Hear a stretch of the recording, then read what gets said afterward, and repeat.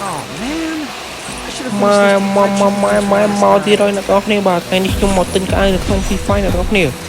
បាទខ្ញុំទិញបានទាំងកៅ season 1ទាំងកៅស្អីក៏បានអ្នកនរគ្នាបាទថា style ថាភ្លើងឬមិនអល់ទាំងអស់ថា style វិញខ្ញុំមានចូលរហូតដល់500 style ជាងបើសិនជាកៅវិញខ្ញុំមានរហូតដល់2000កៅអ្នកនរគ្នាបាទ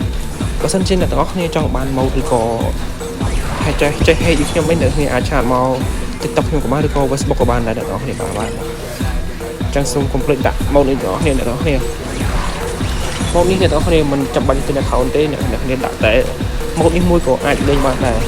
style គឺយើងអាចដាក់ឲ្យគេមើលឃើញបានប៉ុន្តែសម្រាប់កៅនៅ skin វិញគឺគេមិនអាចមើលឃើញបានទេពេលនេះបានទិញ season 1 ទៀតអ្នកនរគ្នាមិនថា season 1 season 2 season 3មានទាំងអស់អ្នកនរគ្នាបាទគឺថាអែមខាងមែនតែន mode នេះ style អវងខ្ញុំទិញទាំងអស់គឺទៅ style សេរីចាស់អីក៏មានទាំងអស់ដែរតាំងពី season 1 មក